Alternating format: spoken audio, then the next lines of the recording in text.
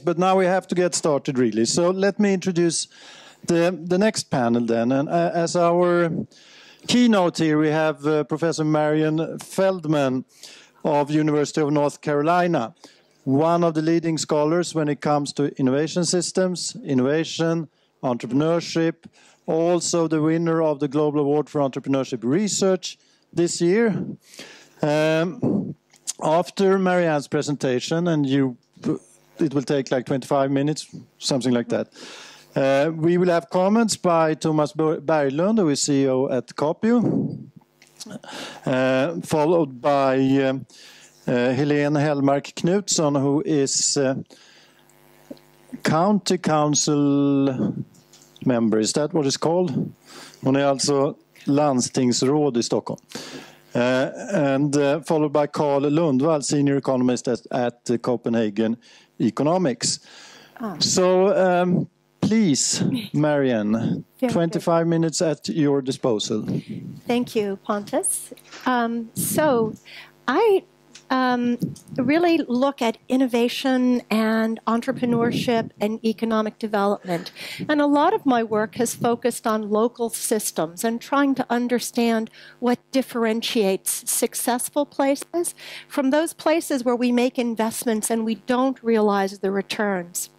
And I think as you approach this debate about privatization of welfare services, the most critical thing is to ask, what kind of a society do we want, we as a collective, or what kind of tuna sandwich, to paraphrase Professor Schleifer, would we like to have? And so we see this whole variety of different ways that we can provide goods and services in the economy. And it's sort of interesting with Professor Schleifer that he was looking at Harvard and saying, this is like the government. And faculty members are always impassioned when it comes to parking and usually food services, and they have strong, strong opinions. But, really, I think it was pointed out that the provider of the original tuna sandwich is a for-profit firm. And in fact, what we see is that probably the contract is not well executed, that there was no quality control in the procurement. And another sort of comment was that, well, we're paying Harvard food service workers too much. And I think that, this is something that we really do need to consider as we are having such a difficult time lifting out of the recession, as we have this sort of global crisis in demand. I think we need to sort of look at this systemically and really ask this question about what makes our society good, prosperous, and sustainable. And so I think with privatization, there has been this neoliberal agenda, and it's really dominated a lot of our discussion for 30 years. And, when you think about the difference between a for-profit firm, where it's actually quite simple what you want to do. You have something that you're trying to maximize, inputs and outputs, and it's relatively straightforward. But, just to sort of play on Milos Kundera, the unbearable lightness of collective action. And so that if you are a government, you are trying to maximize over a lot of different actors, a lot of different arguments in your objective function. And this is inherently much more difficult. And so I think that there is a balancing act that we face. And I think when we think about privatization, there are the elements to keep in mind in the new public management. There's a distinction between the design of the program, what are the attributes, what are you incentivizing, and then the way that implementation is actually handled. And in the US, there's a lot of discussion now with our healthcare system, which, what a mess, right? And we have the rollout of Obamacare and the website, which was all actually contracted to public sector to private firms who sort of put this together. And then, well, what went wrong? This was privatization. We have a superb software and technology industry. How could this have gone so wrong? And it's a question that's really we're addressing in my country. And we see also that we are paying so much for our health care. And this is where we see a lot of innovation. But the innovation is in new expensive drugs, and it's in new expensive devices. And we have virtually no implementation no innovation when it comes to implementation in customer service and in really sort of streamlining these procedures. So I was sort of understanding that someone in the first panel, Anna, was saying, that if you have an illness, you're sent from here to there, and the process is so consuming. And I think that's a universal experience because we don't incentivize the efficient implementation of these public services. And I really want to talk about some of the work we've been doing with the U.S. Department of Commerce, where we think if we want to talk about the role of privatization, the role of government, we really need some new definitions and some new models. We need, if you will, a way to talk about this that's more compelling and that really sort of understands this balance between what the private sector does well and then what should be the responsibility of the public sector. And so Robert Lucas writes in an article called The Mechanics of Economic Development that economic growth is that thing which economists understand well, and economic development is the thing that we don't have an appreciation yet. And so many times in the literature, people conflate economic growth, which is simply an increase in aggregate output. It's very easy to measure. It's very straightforward, with the larger concept of economic development.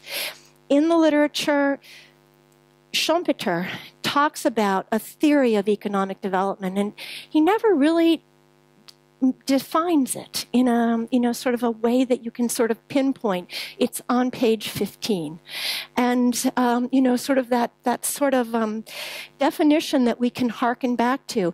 But what Schumpeter does point out is that through innovation, the creation of new products, new processes, new organizations that create value, through entrepreneurship, those individuals who assume the responsibility for creating change in an economy, that we are able to position ourselves on a higher growth trajectory.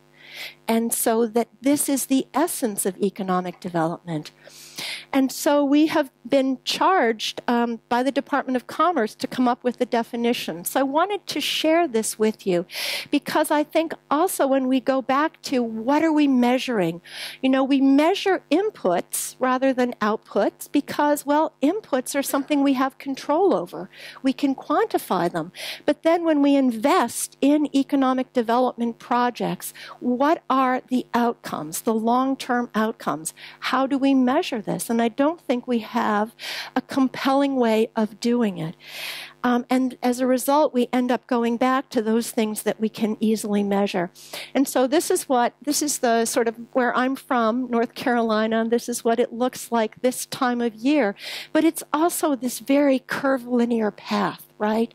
And so we think about the phases in the new public management that we're redefining where we're going. And we don't know what's around the next curve. And we need to be prepared as a society.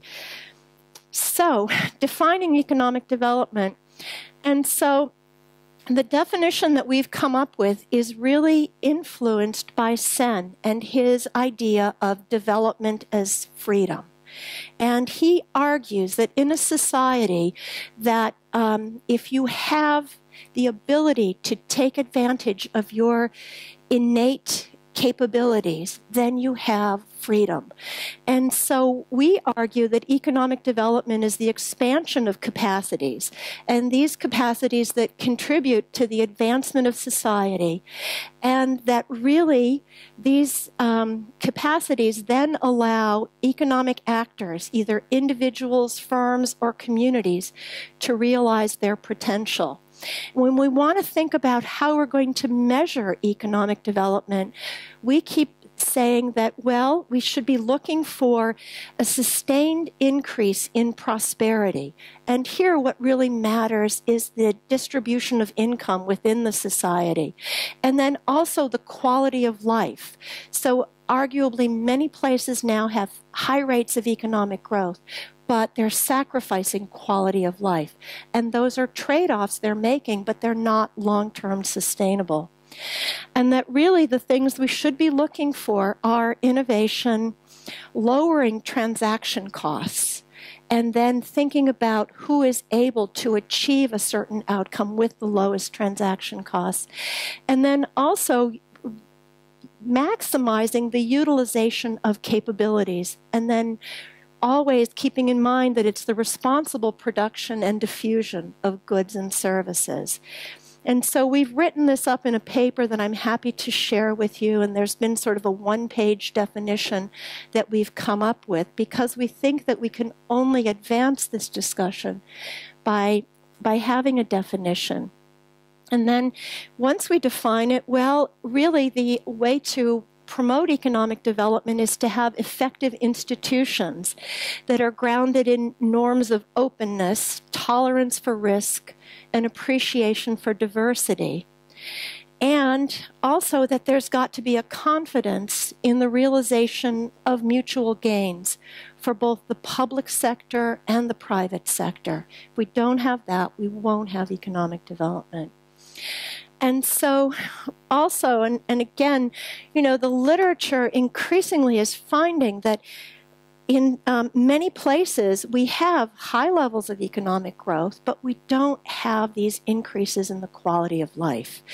And so that really, if we want to have long-term economic growth, if we want to have an economic future, we have to have economic development. We have to allow individuals to realize their capacity.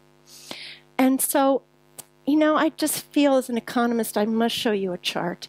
And so this is from some work with Jan Fogelberg and Martin Schrolik. It's a paper that is in the Journal of Economic Geography. And we asked the question, and so coming from the US, where I'm very concerned about the trajectory that my country's on, sort of said, how about instead of making the comparison that people always make, where they look at the US against individual European countries, how about if we look at individual states within the U.S. and then consider them against European countries? It's arguably similar sizes.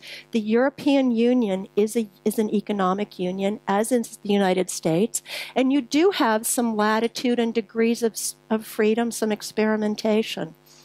And so this is GDP per capita, and then on the x-axis, we have R&D as a percentage of GDP. So you have a bunch of developing countries here, and if you throw everyone in together, it looks like the more you spend on R&D, the higher your GDP. But if you take out all of those little black triangles, the developing countries, and then just look at U.S. states and European countries, in fact, what you find is it's virtually a flat line, that there is no relationship between R&D expenditures and GDP per capita. And let me just show you, Sweden is here, so, you know, doing sort of reasonably well. But if you think about where we've been going with economic policy, I mean, the whole basis of the Lisbon strategy, right, is we need to invest more in R&D. And what we found in our work was that actually if you are not spending on human capabilities on sort of building a social structure that allows you to take advantage of your R&D investments, you're not going to get the growth. So this is sort of the essence of what economic development is about. It's not only R&D, it's having a productive workforce. It's having the ability for people to take risk and to engage in new activities. And so we have been sort of just trying to come up with, well, what is the logic of economic development? If we think about government investment, how do we get the highest yield? And really, this paper that I refer to with Fagerberg finds that social factors really condition R&D investments, and that for a government, it's very difficult for a venture capitalist to make good investments, right? Yet we're expecting government to be able to do that. Josh Lerner, in his Boulevard of Broken Dreams, criticizes governments for their public sector venture capital programs. But really, this idea of if a private firm can't choose the best firms to invest in, how can we expect government to do it? Maybe the best thing we can do is to create this broad capacity so that every individual is able to fruitfully participate in society. And so we sort of say that the objective criteria for every decision should be, are we creating prosperity? Are we creating higher quality of life? Looking at state and local governments in the U.S., everyone is so concerned with local business climate. And this has almost become the outcome on its own. So rather than being kind of an intermediate outcome, we want to have a good business climate so that we get more investment and better quality jobs. It's only become about let's make business happy, and really what they want, as the governor of Texas, Rick Perry, will say, it's just lower taxes. Lower taxes, no unions, no benefits, and seems to be really a race to the bottom.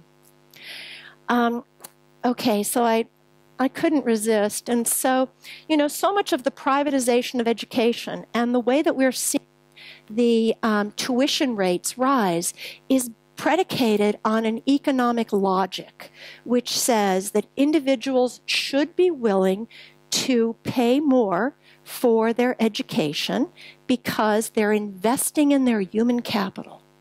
And by investing in their human capital, they're going to realize the returns over the course of their career. So here we have J.K. Rowling, right? And so she's remarkable. So she was one of those humanity majors that Professor Schleifer was disparaging in the last session. And she was also a welfare mother in the UK.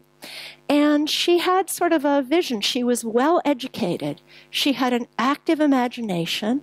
She was able to sort of pursue her dreams, right? And this is just, I love this story because I think that we can't really predict. My definition of genius is that something, once it's articulated, it becomes obvious. With J.K. Rowling, she's created this sort of fictional world, and she took a moribund category of fiction. Young adults, kids don't like to read anymore. They want to play video games.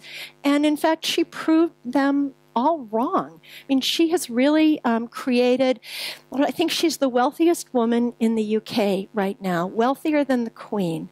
And so, I mean, this is just so unexpected. And this is one of the lessons as you study innovation and entrepreneurship, is that we really can't predict who is going to be the next genius in our society. And it argues that we want to have everyone able to fully participate and then to sort of all benefit. And I think it comes down to really, how do we define success? And I'm so concerned that we focus on those things that are most immediately measurable. And there are lots of fallacies. There are lots of fallacies if we reward, say, test scores, right? at the expense of education. I mean, one of the most audacious things, and really, as we think about what's wrong with education, I think that this is one of the big problems that faces everyone around the world. But we see that the Finns have done quite well by getting rid of standardized education and by saying that teachers are professionals, and so let's let them be able to practice their vocation. And so we used to tell a story about a drunk looking for their keys under the street lamp. My students now say this is looking for their cell phone under the street lamp.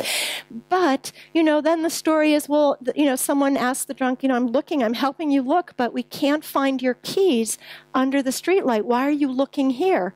And the drunk says, well, it's where the light is. It's what I can see. I probably left it somewhere else, but it's dark. And so I can only look for my keys where the light is shining. And I'm so afraid that we have this tendency to do this when we evaluate public programs. We look for those things that we can easily see, those things that are more easily illuminated and measured, rather than those things that might really be the outcomes that we desire. And there is an old management article by Kerr, and it is the folly of rewarding A while hoping for B. And he actually looks at orphanages. And he says that really, what would we as a society want the objective for an orphanage to be? Well, clearly we want them to place children in good homes. However, how do we compensate orphanages? Well, by how many beds they have filled. Okay? Not by how well they're serving children. Similarly, I take issue with the idea that the privatization of prisons is a good idea for this very same reason, that ideally we want to incarcerate people, well, maybe to get them off the streets. This is highly debatable. But we don't want prisons to be like hotels where they're compensated by how many beds they have under utilization, which then argues for having as many people in prison as you possibly can. And so, I think that what we see is so many times that we are rewarding profits. At universities, we're rewarding people taking out patents. And in fact, there is an article that by Asimoglu who shows that, well, Sweden is not doing so well because they're not patenting as much as the U.S. Well, patents are not really something that we directly care about. Really, what we care about is prosperity, wealth, progress, education, the ability to have a satisfying career and a satisfying life. And so I think it's really important that just in a society, we get those things that we incentivize. And so this is a recent book. Have any of you seen this at all or heard about it? So this guy, Carl Hart, is a professor at Columbia Medical School. And he's a neuroscientist, and he is doing research on the sort of neuroreceptors for opiates. And he has a very compelling story in that he was really a poor kid who grew up in Miami and sort of the underclass in Miami. And he tells this story about how he was able to succeed and all of these little sort of inflection points where his life might have really been very different. And he comes from a family, from a high school, where many of his peers are in prison, or they are in mental hospitals, or they have just never achieved any quality of life. And he really looks at sort of the war on drugs. And what he argues is that once you really do research on neuroreceptors, what you see is that many people are taking drugs because they have nothing else in their choice set. nothing else compelling, no other opportunities. And so it really challenges, I think, a lot of the assumptions that we make about populations that we might want to improve quality of life. And I think, keep in mind, and I've been really writing against this idea, and, I teach undergraduates, and I say, well, why do we need government in a society? And they say, well, because markets fail, right? And it's sort of come around that my students believe, just as we tell young children that there is a tooth fairy and Santa Claus, when we teach them the introductory economics, we go through and sort of talk about what are the conditions for markets to work. Then these markets fail, and then government steps in. And that this is just so reductionist, and it's so incorrect. So I think that we need to really expand on our considerations of what is the role of government. And it seems to me that firms, of course, will make some good decisions, but really government is, first of all, it exists as sovereign nations are geographically defined. And so that they are the only sort of entity, especially as multinationals become more prominent, that have a place-based orientation. But also that government is the only entity in the economy that's really able to take this longer-term perspective.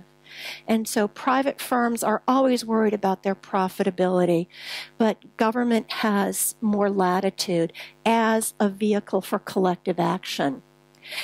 And for the private sector, and again, in my own work, I've been looking at the sort of economic logic of knowledge spillovers. And so as we are in this post-industrial economy and innovation and knowledge matter so much more, what we see is that certain regions become the locus of innovative activity. And as a result of the interactions, the serendipity, the concentrations of actors there, that individual firms are more productive in those places. And so the literature has established this. And really, if you think about it in those terms, what it means is firms in those agglomerations are benefiting from a subsidy. And firms can react in one of two ways. They can either be rent seekers or they can participate and try and build these resources.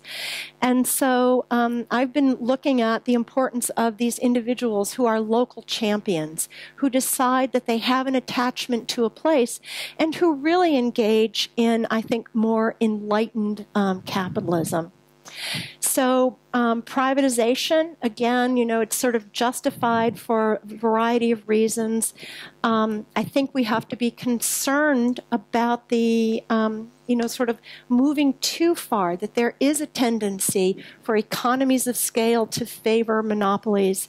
And I'm also concerned about this last point, since I'm running out of time, of considering customers versus citizens. And I think we need to keep that distinction in mind. Okay, so the voucher system in education. Have any of you seen this movie or heard about it? So Waiting for Superman follows a sort of group of children who are trying to get into the voucher schools that Professor Schleifer talked about. And so because there is so much demand, these are allocated by lotteries. There shouldn't be a selection bias, so they should be open to all. There aren't enough spaces. And so we have a lottery and a random assignment of kids. And so this is spawning a lot of this literature. And so, I sort of think there's something to this, that we need to experiment with education, that we've done a lot to hamstring ourselves. But just consider, if we had results that, and so in this movie, what happens is students have applied and they recognize that their entire life will change if they get this chance to go to a charter school. That they will now have an opportunity to go to college, that this is their ticket out of poverty. And, if this were a drug trial, right, a clinical trial and we said, wait a minute, the evidence is that this is the right way we would be doing it, it would be criminal not to stop that trial and to make that medicine available to anybody who had the disease. Yet we don't have the political will to do this with education. And so, again, how to best support innovation and entrepreneurship. I think that there is a need to have a consensus vision and a set of objectives. And I think that that consensus should be having a good society, having broad prosperity and high quality of life. I think that policy has to be adaptive and creative. And so I would disagree with Professor Schleifer, because working with people at the Department of Commerce in the U.S., it's amazing to me how dedicated and how creative they are. And so I think that this is something that needs to be challenged also. I think we need to also expect more from the private sector. And so I think finally the last point is that we have a fundamental need to find meaningful employment for the citizens within our country, and that should be first and foremost. Thank you. Thank you very much. Thank you, Maryann. I read into your presentation that also here, though, contracts is an essential thing. You touched upon that with your orphanage example there. Now, if you had to answer the question that was labeled to introduce this session, would you answer it yes or no? Yes or no? It's too complicated. Right. But I think that it should be a blend, right? Yeah. And there should be experimentation. And then when we see things working well, like the school voucher system, that we should adopt it or bring in some of those principles to public provision. Okay, Thank you very much. And let's turn to our commentaries then. So we start with Thomas Berglund, who is CEO of Capio, and then I will invite the rest of you in due time. Thomas, please. Yeah, should I answer the question maybe? I think the answer is yes, but I would like to talk more about the but.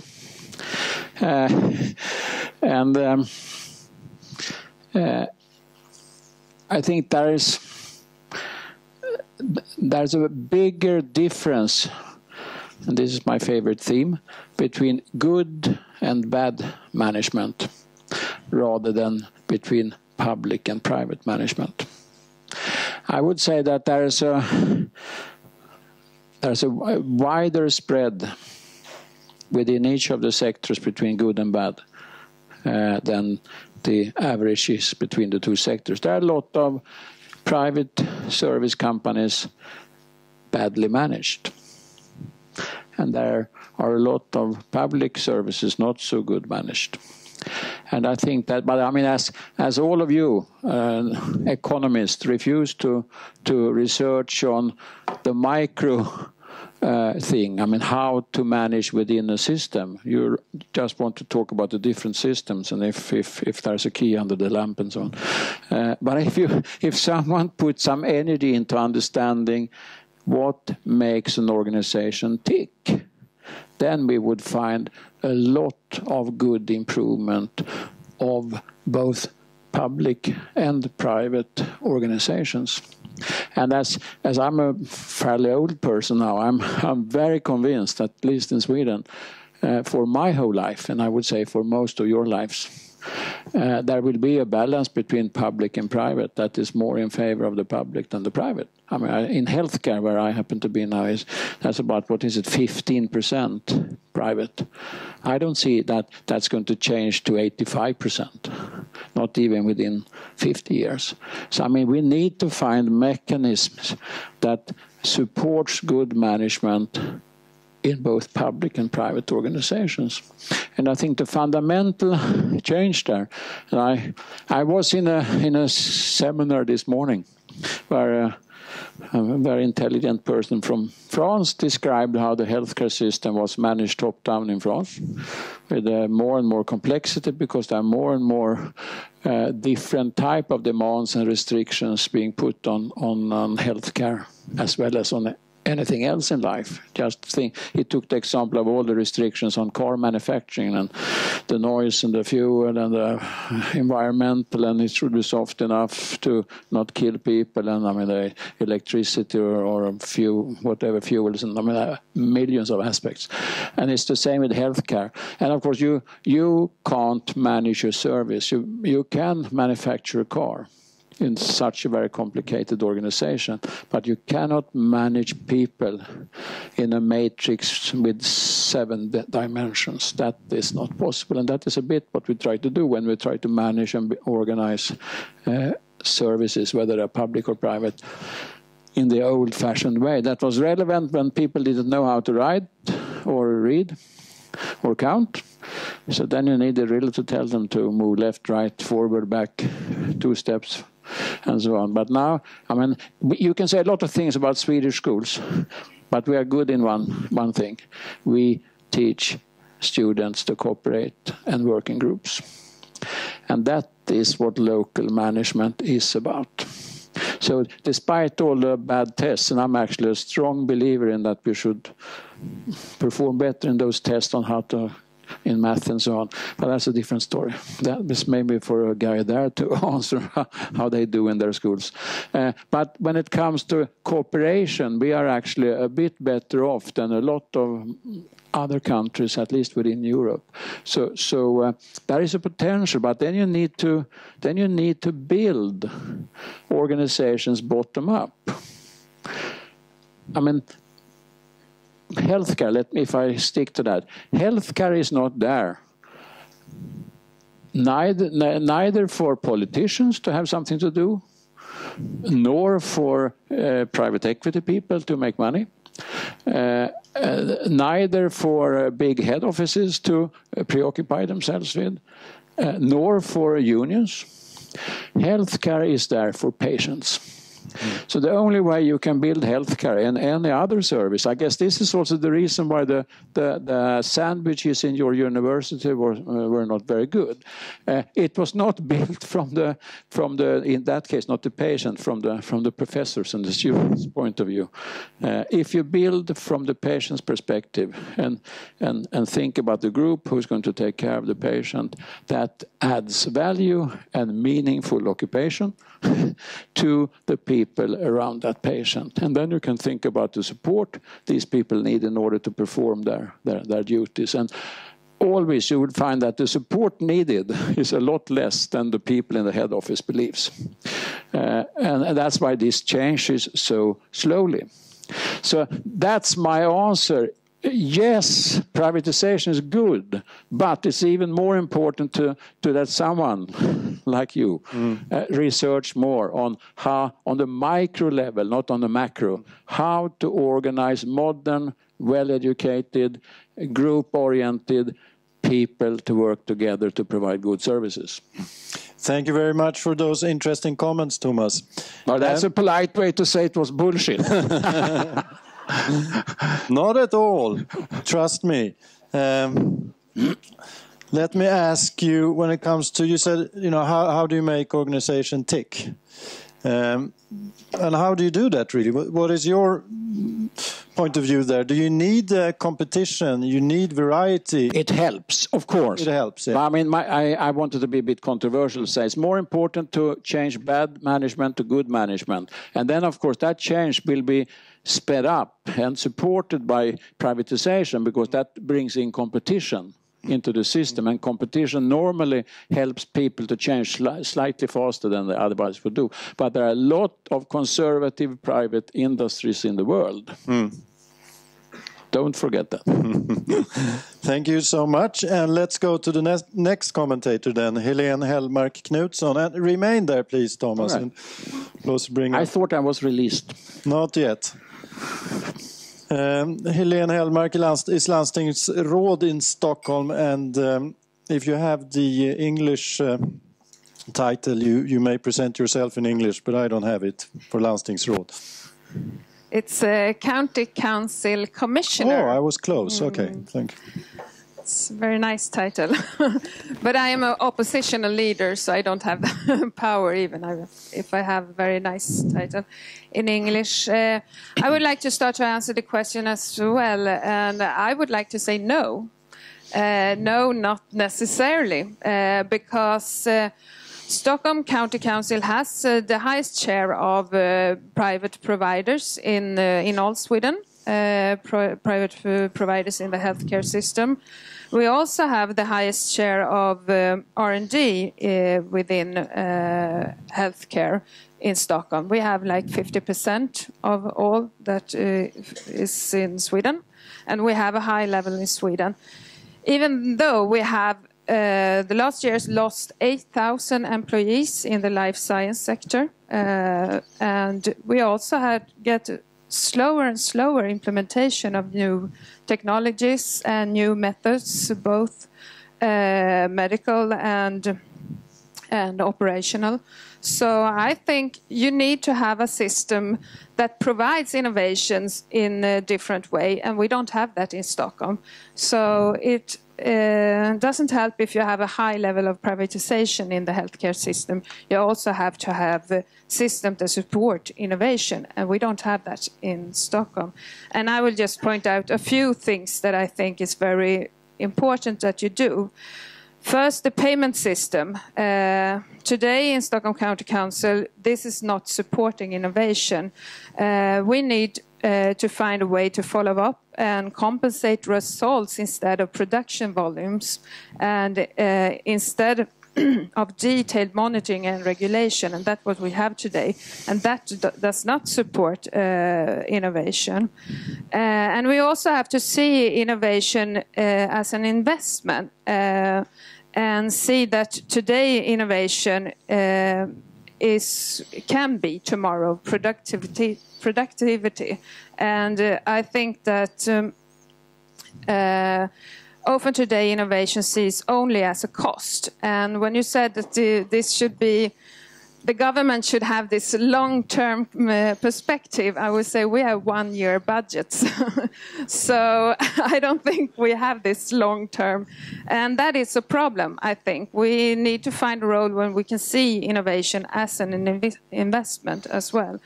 So this is some of the things that I think we should discuss, because it will not help just to find more private providers. You also have to find systems to support innovation in the healthcare system, and implementation and collaboration between the private sector and the public sector.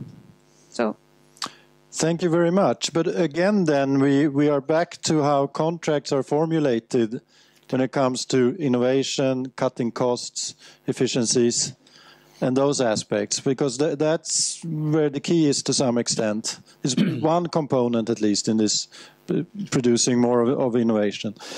Let's go to our last commentator on this session, Carl Lundvall, Senior Economist at Copenhagen Economics. Please.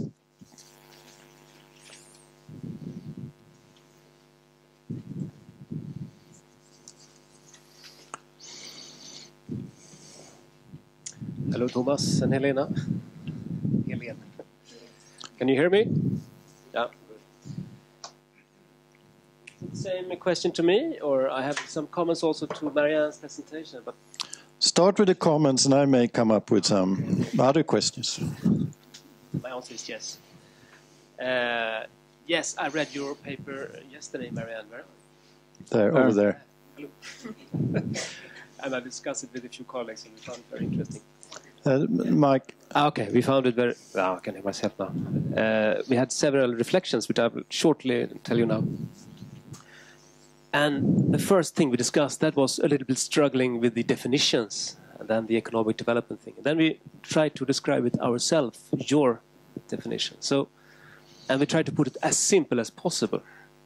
So economic development, that should be about happiness. Whereas economic growth is more bucks, more money. In economic development, that's long-term, whereas growth is mostly short-term, at least as we felt. Economic development is about to realize an inherent potential, whereas growth would be to realize the potential that you already have. So that was the thinking we had when we went through the rest of your paper. And then, of course, there are always trade-offs between these two. And you discuss the role of government very much, and then also some of the role of the private sector. And of course, the government has some competitive advantage when it comes to formulate policy and to affect all the conditions that spur innovation as well. But we discussed two more levels. And you talk about the role, but we discussed responsibilities. Of course, the government has a responsibility, but also firms and individuals have responsibilities. And with firms, we took our own company as an example. And there is a day-to-day struggle between growth and development.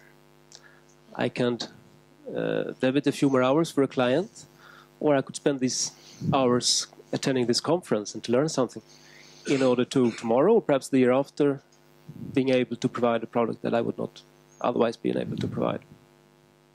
So firms have a responsibility long-term to realize these potentials that I do not have today, but I might have tomorrow. And that creates more happiness. It's funner to be here than to be behind my desk. But also individuals have a personal responsibility to strike a balance between these two.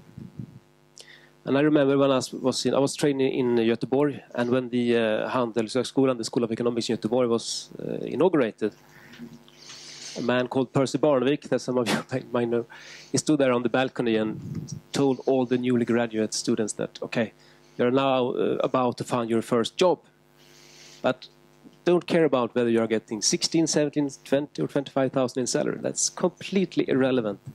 The only relevant thing you should think about, that is that you get assignments that will develop you. Money you can earn later. So the content of the work is the only thing that matters. So when I think about it now and reading your paper, his message was clear, especially in the beginning. Think about the economic development part, not so much about the growth, monetary part. So how am I doing on time now, Pontus?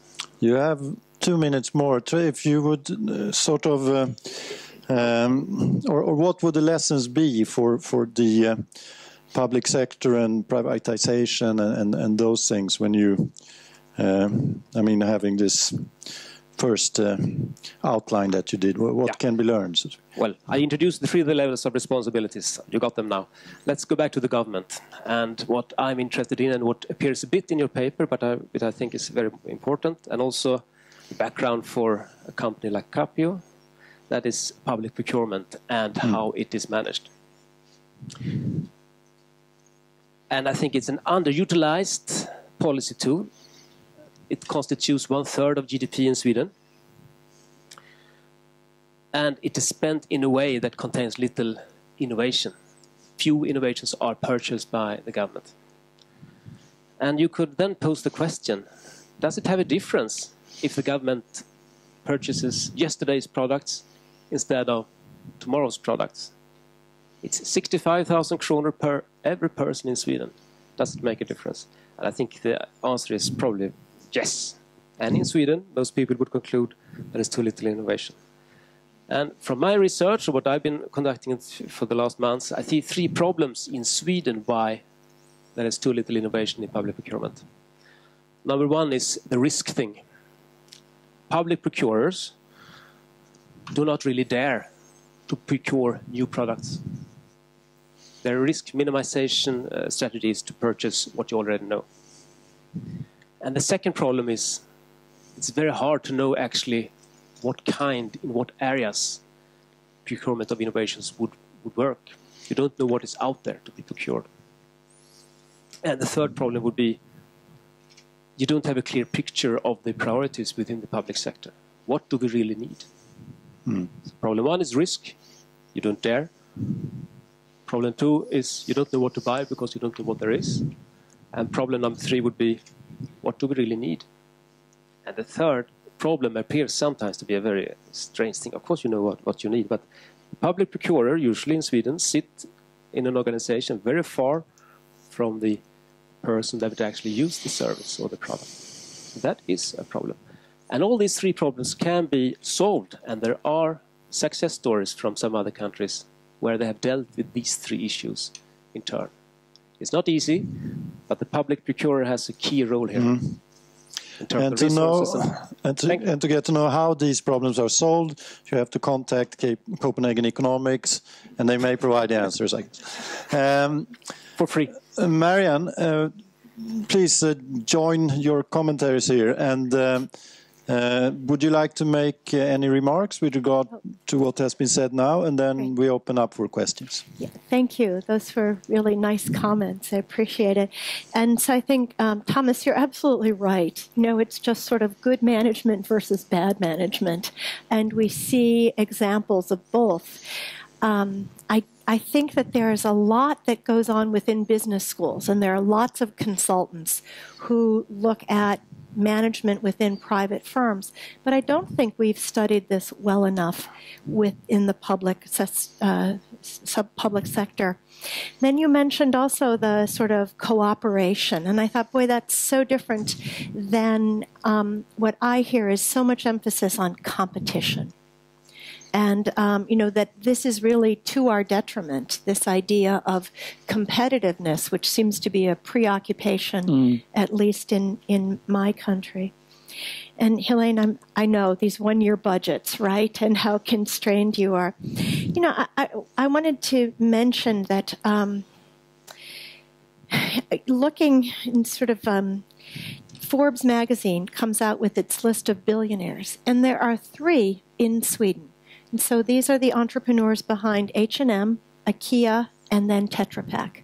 And they make the comment that actually this is really incredibly impressive, that you have some places like Monaco, they have more billionaires per capita because they have a small population. But, you know, Sweden ranks probably as the largest country that has these number of billionaires. And then, you know, sort of, I think you guys tend to beat yourselves up for not being, you know, to recognizing, celebrating the successes, because I think that there are so many things that are pretty wonderful about the way that Sweden has sort of organized itself. And Carl, happiness. You know, if we could only measure it. But I think, you know, you're absolutely right as you talk about, you know, sort of the responsibilities and the problems with procurement. And there is a book now, The Entrepreneurial State, by Maryann Feldman, and she's at Oxford, Sussex. Yeah, and so she actually looks at the role of public procurement in a lot of the transformational innovations in the U.S. and sort of government as a lead user, where there's not been enough credit given for those kinds of investments. So if you can get procurement to be a little bit riskier and to sort of think about, again, what kinds of innovation would you like to see, those incentives can be very significant. Thank you. Thank you, Maryann. Questions? Over there in the back. Harald?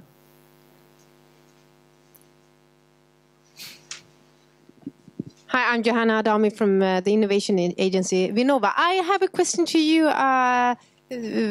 representing the politician here, because I said in my speech before that we have a number now initiatives, innovation supporting centers, especially between the public sector and the industry and academia.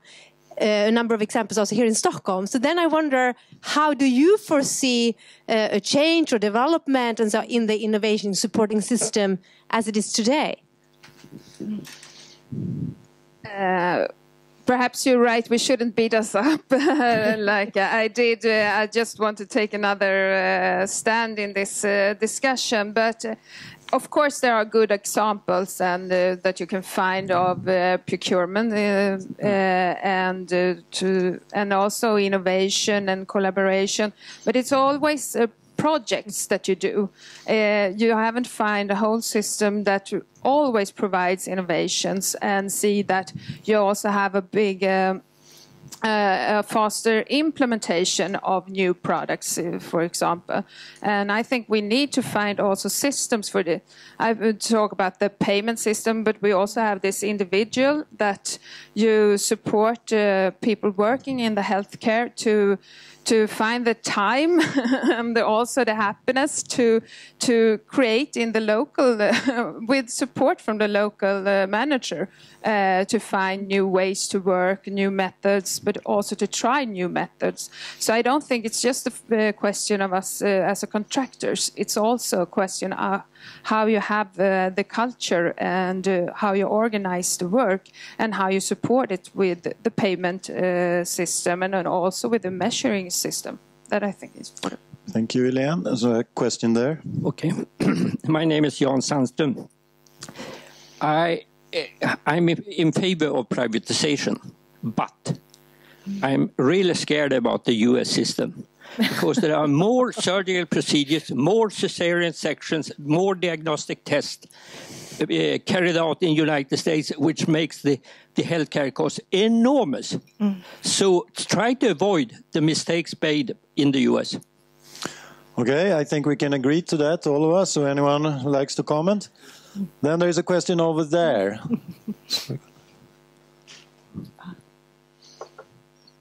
And that, yes, precisely. Oh. Yeah, thank you. And thank you for the lecture and all the comments. My name is Morten Levander. I'm from Attendo, which is a provider of elderly care services and other things. I gave a presentation where I was presenting a calculation in the summer showing how much the investment need in elderly care homes in Sweden would be for the next up to 2030 or something. It would be 75 to 100 billion Swedish crowns or something like that. And Helene, brilliantly as ever, said to me that, well, this assumes that this is actually how we will take care of people. Right. For the next 25 or 20 years. And that was a good point. But I know that there's a lot of innovation, power, or ideas out there from the providers, not least the private ones. But actually, the service that is purchased by the public or the local authorities in this case is actually defined by the one who purchases them.